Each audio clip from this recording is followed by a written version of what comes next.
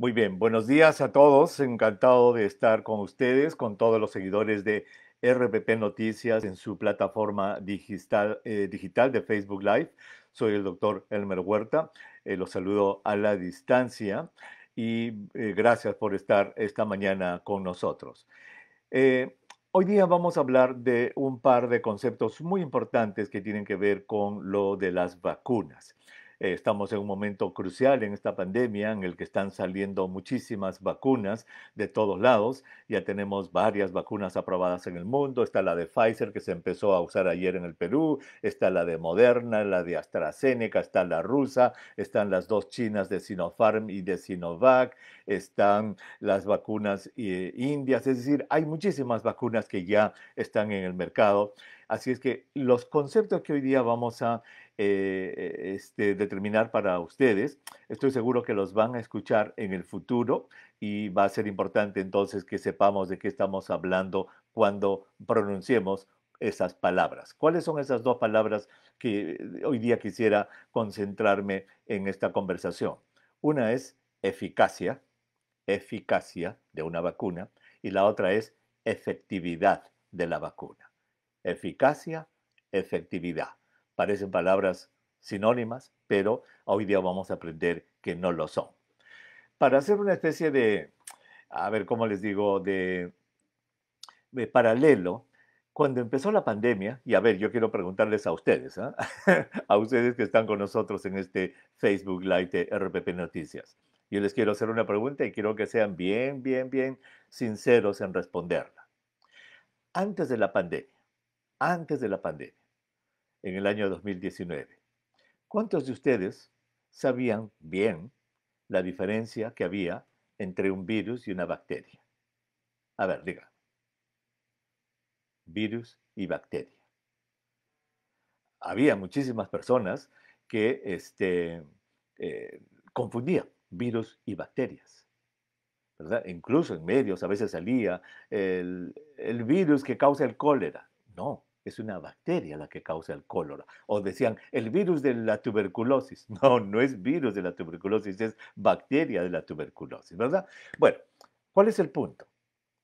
Estoy seguro que muchos de ustedes sí lo sabían. Ustedes son personas informadas, si están siguiendo a RPP Noticias, están bien informados.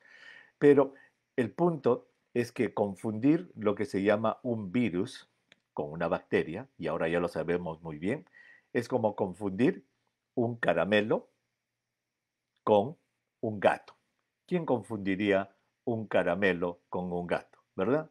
Imposible, porque el caramelo es ¿qué? Un objeto que está allí, mientras que el gato es un ser vivo, ¿verdad? Que nace, crece, se reproduce y muere el gatito, es un animal.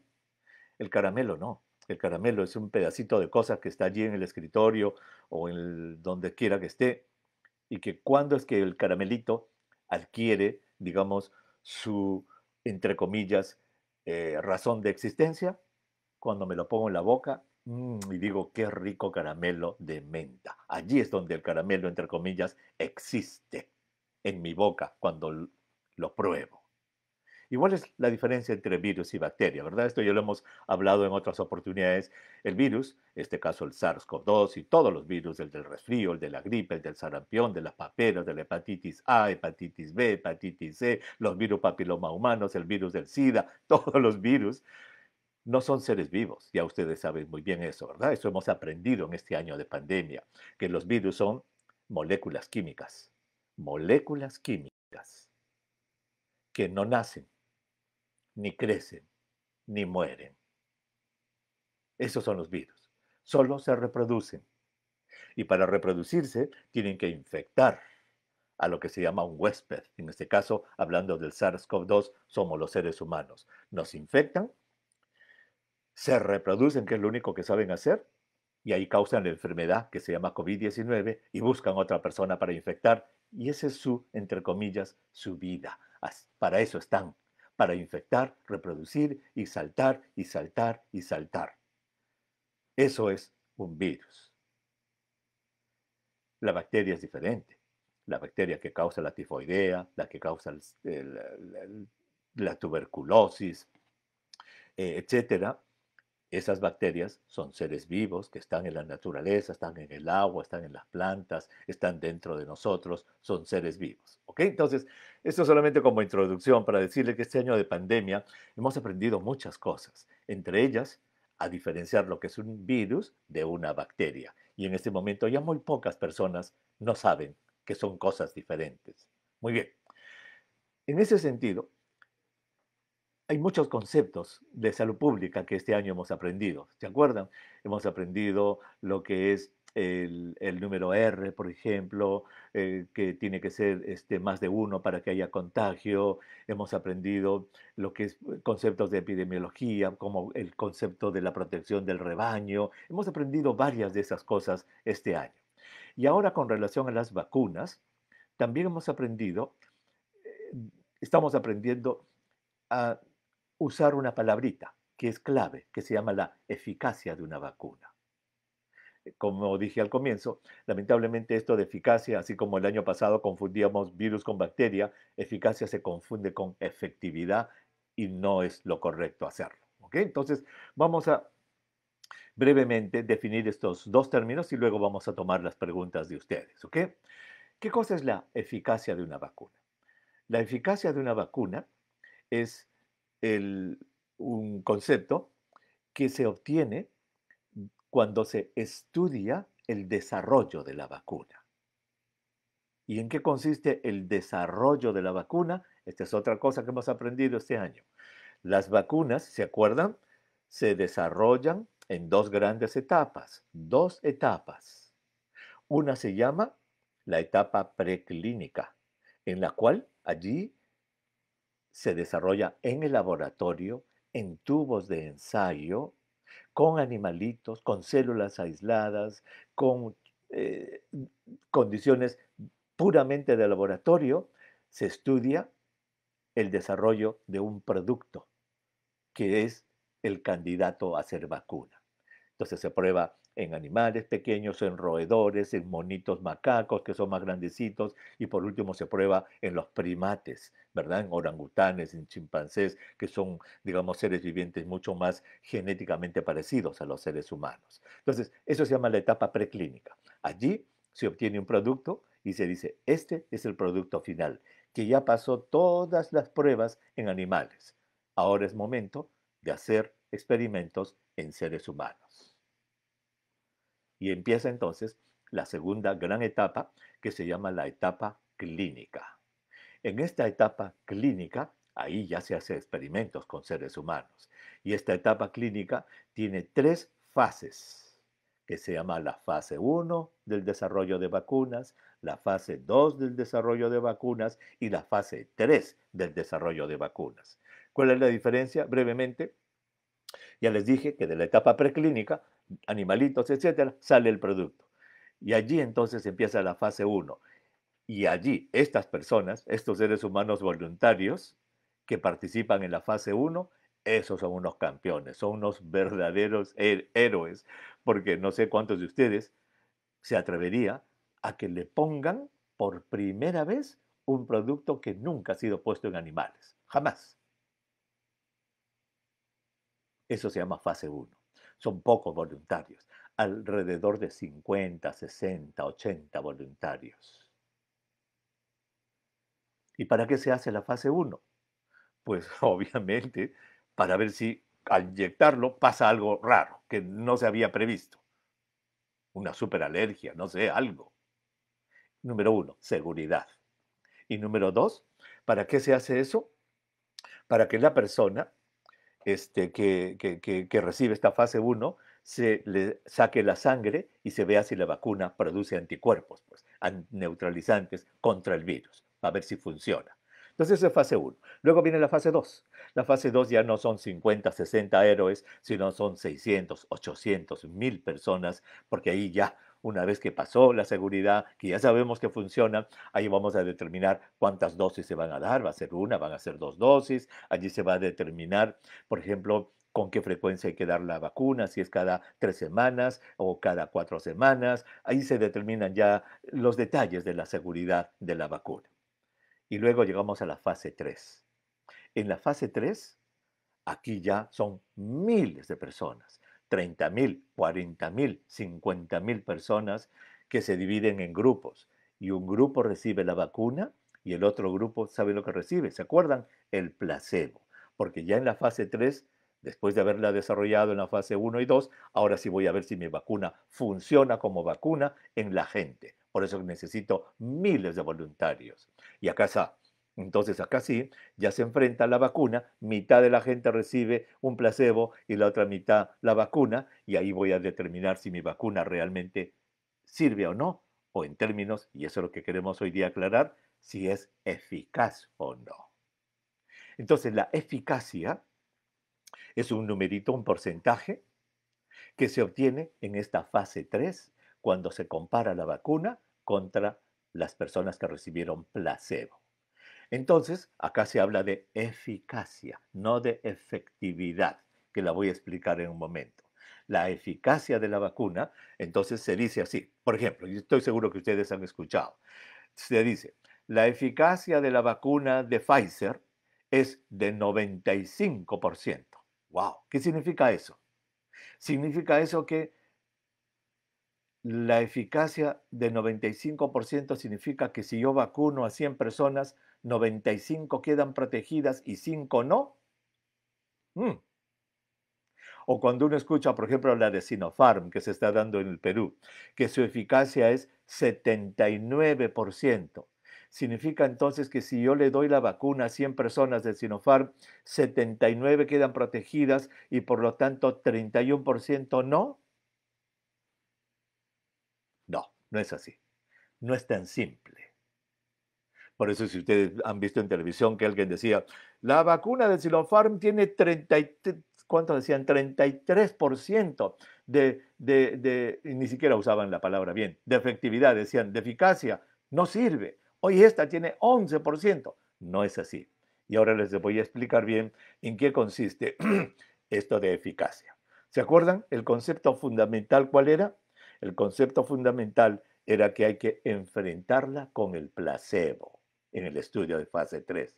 Entonces, una eficacia significa que, en el caso de 95%, que las personas que son vacunadas, en este caso con la vacuna de Pfizer, comparadas con el placebo, tienen 95% más posibilidades de ser protegidas.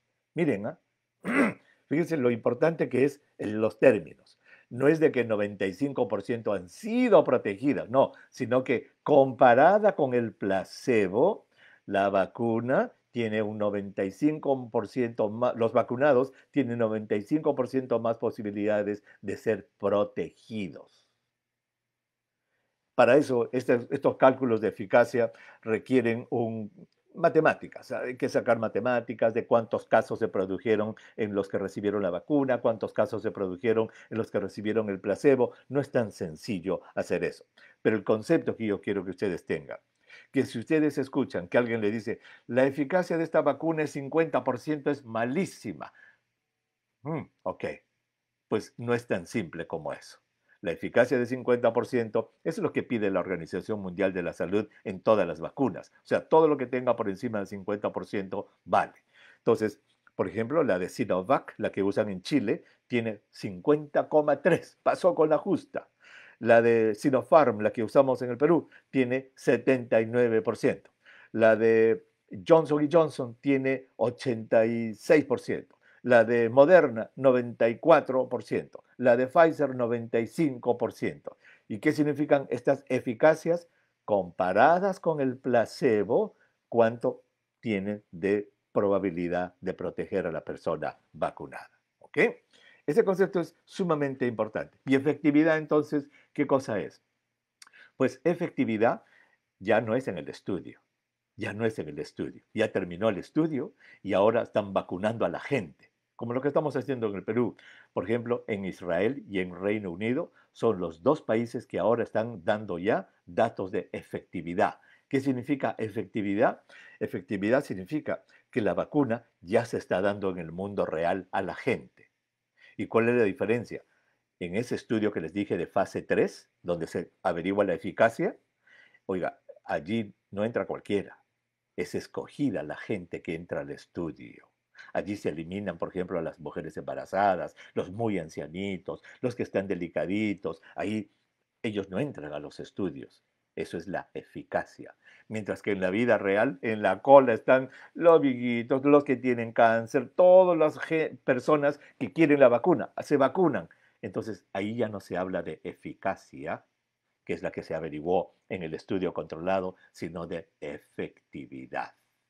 Y los estudios que están viniendo de efectividad de vacunas de Israel y del Reino Unido son muy alentadores. Se están haciendo con la vacuna de Pfizer y con la vacuna de AstraZeneca y nos están dando igual 90% de protección de enfermedades severas y de hospitalizaciones, que es lo que uno quiere con estas vacunas. ¿Ok? Entonces, para terminar y empezar con las preguntas que ustedes puedan tener, eficacia es lo que se averigua en un estudio y siempre se compara con un placebo. Efectividad es lo que ya se averigua en la vida real. Ahora, la eficacia, obviamente hay que medirla, hay que, digamos, comparada con el placebo, hay que ver qué efectos positivos me da la vacuna. Y generalmente lo que se busca, ¿sabe qué cosa es? Que la vacuna me proteja de la enfermedad severa, de la enfermedad grave que me va a llevar al hospital. En ese sentido, tengo muy buenas noticias para todos. La noticia es que todas las vacunas, la de Pfizer, la de Moderna, AstraZeneca, Johnson y Johnson, la rusa, la Sinopharm, la Sinovac, las indias, todas las vacunas, ¿sabe qué? Tienen alrededor del 90% de eficacia en protegernos contra la enfermedad severa que nos lleva al hospital. Entonces, por eso dicen, y en Estados Unidos lo dice el doctor Fauci, que es una autoridad en esto, dice, ¿saben qué? No hay que escoger vacunas. Ponga la que está en su barrio, esa, ponga su brazo y vacúnese, porque todas las vacunas, independiente del 95, de los 60 o los 70, todas me van a proteger de la enfermedad grave, todas me van a proteger de morirme. Y eso es lo que uno quiere con esta enfermedad. La eficacia calculada en los estudios y corroborada con la efectividad calculada en la calle, en la vida real, nos dicen que todas las vacunas, felizmente, en este momento nos están protegiendo de la enfermedad grave, la que nos lleva al hospital. Por eso, la conclusión es que hay que vacunarnos. Muy bien, entonces espero que hayamos aclarado este, estos conceptos, ¿verdad? De eficacia, estudio, efectividad, vida real. Y que así como antes no confundíamos o confundíamos virus con bacteria, pues ahora no lo hagamos. Entonces, si alguien le dice, mira, esta vacuna de Sinopharm tiene 11% o 30% de efectividad, no saben lo que están hablando. ¿Ok? Eso es muy importante que lo aclaremos. A ver, llegan las preguntas y dice aquí, ¿una persona con epilepsia podría vacunarse sin tener complicaciones? Por supuesto que sí.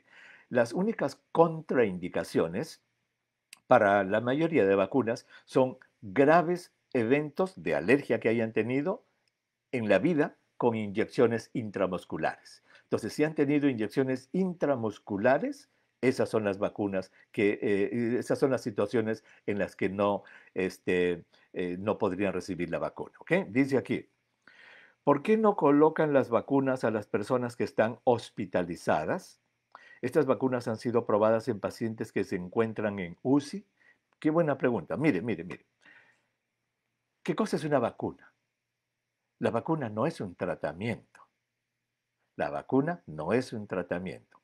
La vacuna es una inyección de pedazos del virus, para decirlo de manera sencilla, que lo que van a hacer es que mi sistema de defensa produzca anticuerpos contra eso que me han puesto.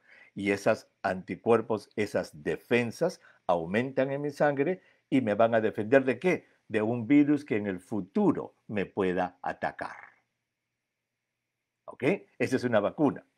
A un enfermo que está en UCI, como dice en la pregunta, no habría que ponerle vacuna, porque imagínense, hasta que produzca defensas, no.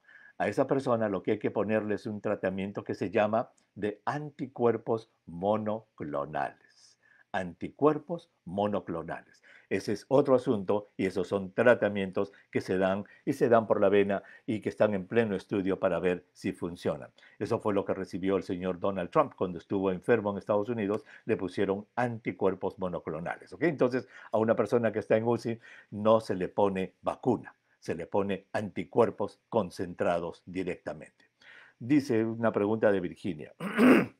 Según el informe, perdón, de la Universidad Cayetano Heredia, dice que la eficacia de la vacuna china es de 11% al 33%, muy por debajo de lo aceptado. Eso, a mi entender, significa que si recibe la vacuna, el 40% tiende a desaturar, perder capacidad de oxígeno, mientras que si uno se infecta naturalmente tiende a desaturar en un 20%. Quisiera saber bajo estos puntos si conviene seguir vacunando a la población con la vacuna china. Quizá no sea mejor evaluar otras vacunas con mayor eficiencia. Gracias. A ver, Virginia, mire, qué lástima, no me he dejado entender.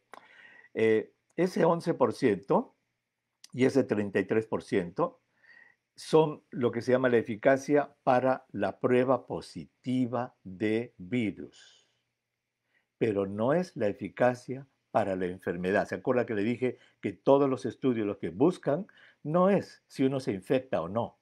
Porque con la Pfizer, con la Moderna y con todos, nos vamos a infectar. Lo que se busca con estas vacunas es que uno no se muera de la enfermedad. Eso es lo que uno busca. Y entonces, en ese sentido, lo que uno, en esta vacuna de Sinopharm, con los datos que se ha presentado en el Congreso, mire este dato.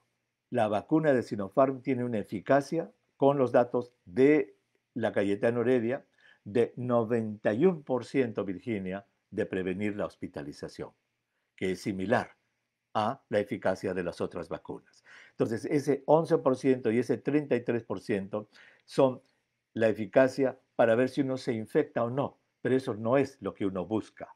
Lo que uno busca es que la vacuna sea eficaz para prevenir la enfermedad grave y la muerte. Y para eso, entonces, esta vacuna de Sinopharm, de acuerdo a los datos de la Cayetano Heredia, tiene 91% de eficacia comparado con el placebo en prevenir que yo llegue al hospital. Entonces, obviamente hay que buscar otras vacunas, pero esta vacuna, la de Sinopharm, con los datos presentados, es una vacuna que nos protege de la muerte. ¿Ok? Muy bien, dice aquí. En el caso de pacientes oncológicos, ¿tendrían efectos secundarios o está probada que actúa eficazmente? Algunos estudios de fase 3 han incluido a pacientes con cáncer, otros no.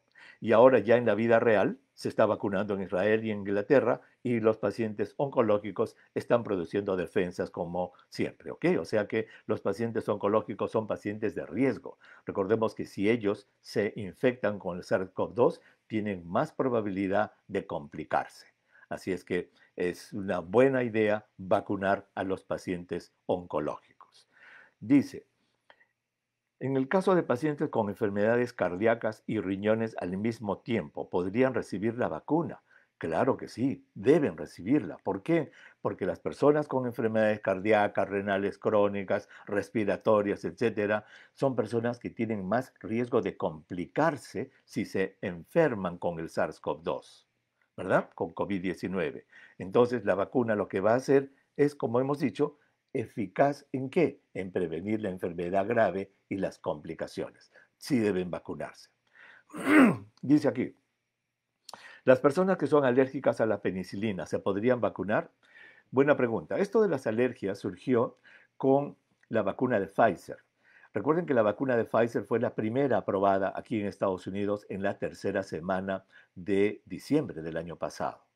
Entonces, cuando empezó a vacunarse a la gente, algunas personas empezaron a presentar reacciones alérgicas severas. Entonces allí, en Estados Unidos, la FDA revisó el tema y dijo lo siguiente. Las personas que no pueden vacunarse con la vacuna de Pfizer y de Moderna son aquellas que, al haberse puesto una inyección intramuscular en algún momento de su vida, hayan tenido una reacción alérgica severa. ¿Por qué? Porque podrían ser alérgicas algunos de los componentes líquidos que están en el líquido de la vacuna.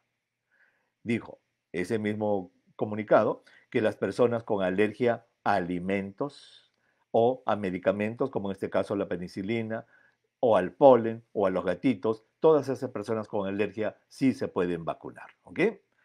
Los pacientes reumatológicos que reciben vacunas biológicas y que su inmunidad es baja, pueden vacunarse con la vacuna de Sinopharm, que es virus inactivado. Muy buena pregunta. Las únicas vacunas que están contraindicadas en gente con su sistema de defensa muy bajo son las vacunas que se hacen con virus atenuados, no inactivados.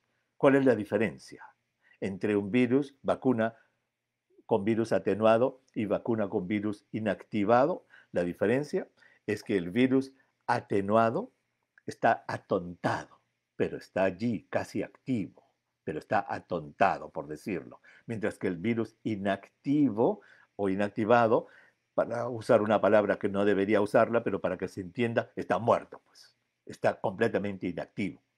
Entonces, una persona con HIV, una persona con trastorno severo de su inmunidad, no puede recibir una vacuna con virus atenuado. Por ejemplo, la que se da para la gripe en la nariz. Por ejemplo, la del herpes. Esas no pueden recibir. Pero sí pueden recibir las de virus inactivo. Por eso es que se vacunan contra el flu, contra la gripe. ¿Ok? Entonces, esta pregunta es muy buena.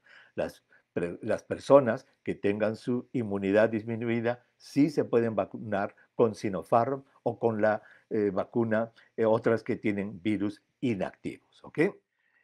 En cuestión de efectividad en mujeres embarazadas, ¿cuál es la efectividad de la Sinopharm o Pfizer? A ver, quiero estar seguro que quien nos ha mandado esta pregunta sabe la diferencia entre eficacia y efectividad, lo que hemos explicado. Hasta este momento, la eficacia de las vacunas en mujeres embarazadas no ha sido estudiada porque las mujeres embarazadas no han participado de los estudios clínicos. No tenemos datos sobre eso. Al no tener datos de eficacia de la vacuna en mujeres embarazadas, ¿cuál es la recomendación que se hace? Por ejemplo, aquí en Estados Unidos, la Sociedad Estadounidense de Ginecología y Obstetricia le ha dicho a los ginecólogos y obstetras: señores, no tenemos datos de eficacia sobre el uso de estas vacunas en mujeres embarazadas. Sabemos que la mujer embarazada es mujer de alto riesgo para complicarse.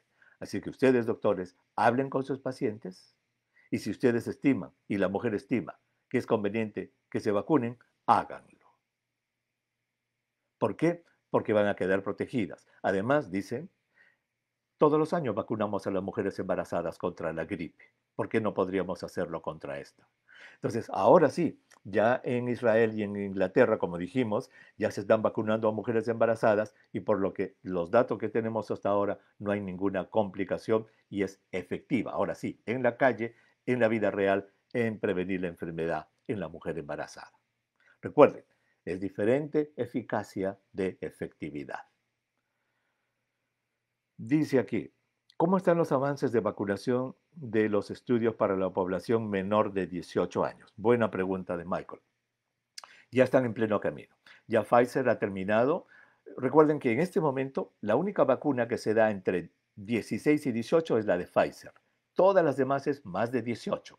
La de Pfizer es la única que está licenciada en Estados Unidos para chicos de 17 y 16. Entonces Pfizer ya terminó un estudio y está analizándolo en chicos de 12 a 16 años.